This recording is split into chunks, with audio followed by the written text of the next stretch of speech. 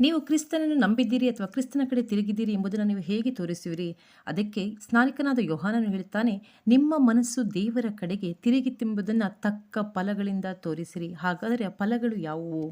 ಅದಕ್ಕೆ ಉತ್ತರವನ್ನು ಅವನೇ ಹೇಳುತ್ತಾನೆ, 2 ಅಂಗಿಗಳುಳ್ಳವನು ಇಲ್ಲದವನಿಗೆ 1 ಕೊಡಲಿ, ಆಹಾರ ಉಳ್ಳವನು ಇಲ್ಲದವನಿಗೆ ಕೊಡಲಿ, ನೇಮಿಸಿದ ಅಸಲಿಗಿಂತ ಹೆಚ್ಚಾಗಿ ಏನೂ ಎಳಕೊಳ್ಳಬೇಡಿರಿ, ಸಿಪಾಯಿಗಳಿಗೆ ಯಾರನ್ನಾದರೂ ಬೆದರಿಸಬೇಡಿರಿ, ಯಾರ ಮೇಲಾದರೂ ಸುಳ್ಳು ದೂರು ತಂದು ದುಡ್ಡು ಕಸಕೊಳ್ಳಬೇಡಿರಿ, ನಿಮ್ಮ ಸಂಬಳದಲ್ಲಿ ತೃಪ್ತರಾಗಿರಿ ಎಂದು ಹೇಳಿದನು. ಕ್ರಿಸ್ತನನ್ನ ಕಂಡೊಡನೆ ಕುಳ್ಳ ಜಕಾಯನು ಹೀಗೆ ಹೇಳುತ್ತಾನೆ, ಸ್ವಾಮಿ, ನೋಡು, ನನ್ನ ಆಸ್ತಿಯಲ್ಲಿ ಅರ್ಧವನ್ನು ಬಡವರಿಗೆ ಕೊಡುತ್ತೇನೆ, ಮತ್ತು ನಾನು ಅನ್ಯಾಯವಾಗಿ ಯಾರಿಂದ ಏನಾದರೂ ಎಳಕೊಂಡದ್ದೇ ಆದರೆ 4ರಷ್ಟು ಹಿಂದಕ್ಕೆ ಕೊಡುತ್ತೇನೆ ಎಂದು ಹೇಳ್ತಾನೆ.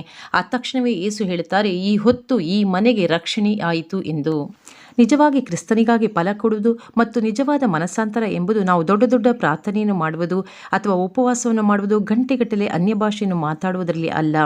ಕ್ರಿಸ್ತನು ಹೇಳಿದಂತೆ ಹಳೆಯ ಸ್ವಭಾವಗಳನ್ನ ಬಿಟ್ಟು ತಿರುಗಿಕೊಳ್ಳುವುದು ಮತ್ತು ಆತನು ಹೇಳಿದ ಆಜ್ಞೆಗಳನ್ನು ಕೈಗೊಂಡು ನಡೆಯುವುದು. ಕುಳ್ಳ ಜಕಾಯನಿಗೆ ಯೇಸು ಕ್ರಿಸ್ತನು ಗಂಟೆಗಟ್ಟಲೆ ಬೋಧನೆ ಮಾಡಲಿಲ್ಲ, ಆದರೂ ಯೇಸು ಕ್ರಿಸ್ತನು ಕಂಡೊಡನೆ ಆತನಿಗೆ ಮನಪರಿವರ್ತನೆ ಆಯಿತು. ತನ್ನ ತಪ್ಪುಗಳನ್ನೆಲ್ಲ ಕ್ರಿಸ್ತನಲ್ಲಿ ಒಪ್ಪಿಕೊಂಡು ಅದನ್ನು ಮಾಡುವುದಿಲ್ಲ ಎಂದು ಹೇಳುತ್ತಾನೆ. ನಿಜವಾದ ಪರಿವರ್ತನೆ ಮನಸ್ಸಿನಲ್ಲಿ ಆಗಬೇಕು, ಮುಖದಲ್ಲಿ ಅಲ್ಲ.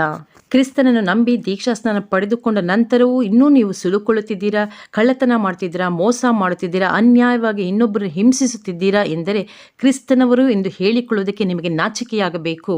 ನಿಮ್ಮ ಬೆಳಕು ಜನರ ಮುಂದೆ ಪ್ರಕಾಶಿಸಲಿ ಎಂದು ಕ್ರಿಸ್ತನು ಹೇಳುತ್ತಾನೆ. ಅಂದರೆ ನಿಮ್ಮ ಒಳ್ಳೆಯ ಕಾರ್ಯಗಳನ್ನು ನೋಡಿ ಜನರು ಕ್ರಿಸ್ತನ ಕಡೆಗೆ ತಿರುಗುವಂತಿರಬೇಕು ನಿಮ್ಮ ಜೀವಿತ.